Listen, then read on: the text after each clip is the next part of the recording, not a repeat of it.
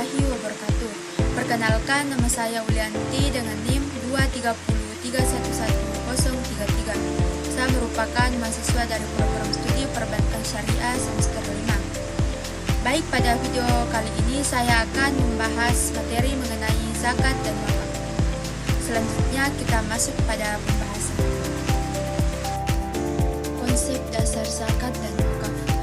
Zakat secara bahasa berarti suci, berkembang, dan bertambah. Secara istilah, zakat merupakan kewajiban mengeluarkan sebagian harta tertentu yang telah memenuhi syarat untuk diberikan kepada golongan yang berhak menerimanya. Sementara itu, wakaf berasal dari kata waqafa yang berarti menahan. Secara istilah, wakaf adalah menahan harta yang bernilai dan manfaatnya digunakan untuk kepentingan ibadah atau kesejahteraan umum sesuai dengan syariat Islam. Tujuan utama zakat adalah menyucikan harta dan jiwa serta membantu menciptakan keseimbangan sosial, sedangkan wakaf bertujuan menciptakan manfaat jangka panjang bagi masyarakat. Dasar hukum dari zakat dan wakaf bersumber dari Al-Quran, hadis Nabi Muhammad SAW, dan ijma ulama. Jenis-jenis zakat. Zakat terbagi menjadi dua jenis utama, yaitu zakat fitrah dan zakat mal. Zakat fitrah adalah zakat yang wajib dikeluarkan setiap muslim pada bulan Ramadan sebelum sholat Idul Fitri.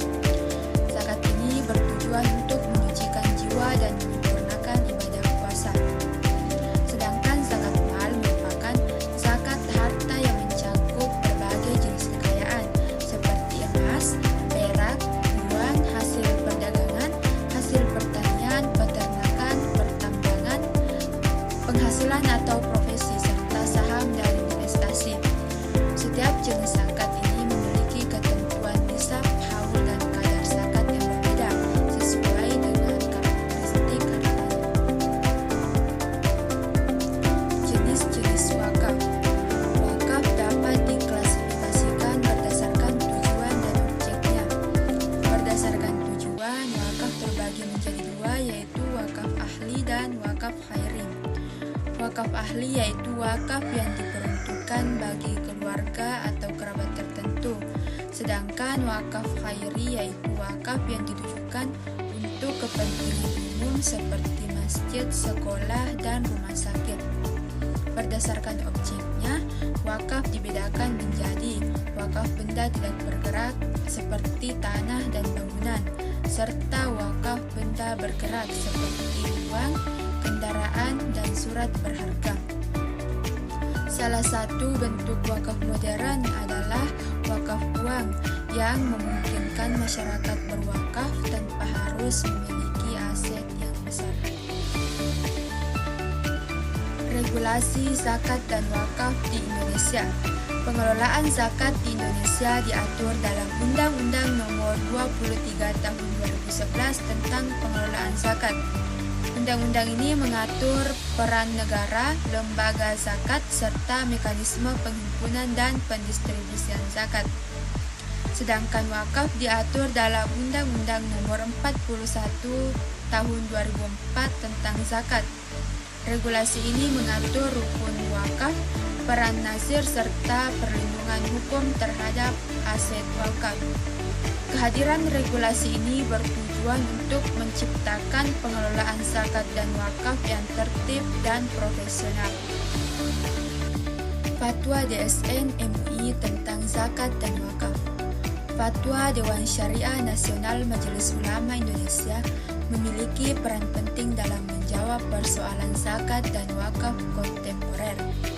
Fatwa DSN MUI mengatur berbagai hal seperti zakat produktif, penyaluran zakat dalam bentuk aset kelolaan, serta wakaf uang.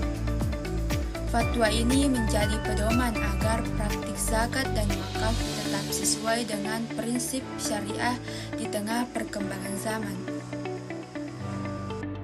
Perhitungan zakat.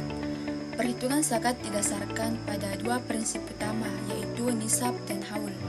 Nisab adalah batas minimal harta yang wajib dizakati, sedangkan haul adalah masa kepemilikan harta selama 1 tahun Hijriah.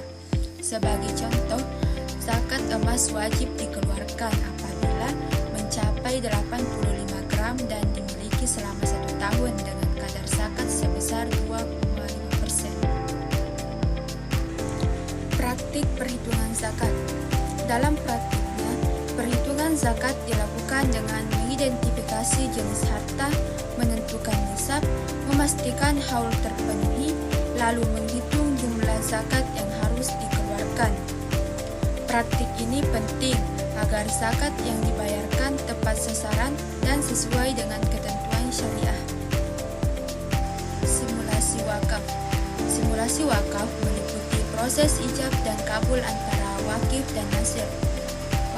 Wakaf dapat dilakukan secara langsung maupun melalui lembaga resmi. Wakaf tunai menjadi solusi praktis bagi masyarakat modern untuk berpartisipasi dalam wakaf secara mudah dan legal. Nisab dan haul. Nisab dan haul merupakan syarat utama dalam zakat mal. Tidak semua harta wajib dizakati, hanya harta yang telah mencapai nisab dan dimiliki selama haul.